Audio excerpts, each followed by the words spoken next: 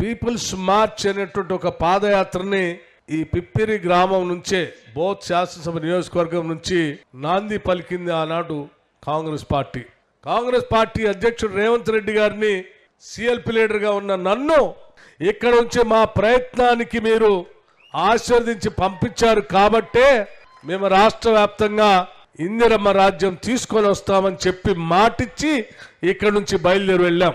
ఎండలకి ఎండాం, అరకొరగా 1-2 వర్షాలు వస్తే కూడా వర్షానికి తడిచాం. మధ్యలో 2 సార్లు వడదెబ్బ తగిలినా నా వడదెబ్బ నా ఆరోగ్యం రాష్ట్ర ప్రజల సమస్యల కంటే ఇది పెద్ద సమస్య కాదని చెప్పి పక్కన పెట్టి రాష్ట్ర ప్రజల సమస్యల పరిష్కారం కోసం పాదయాత్రను కొనసాగించాం. దాదాపు 1000 గ్రామాలని కదిలిస్తూ నడుస్తూ మాట్లాడుతూ నడిచినటువంటి పీపుల్స్ మార్చ్ పాదయాత్ర మీ ఆశీర్వచనం వల్లనే పూర్తి చేయగలిగాం.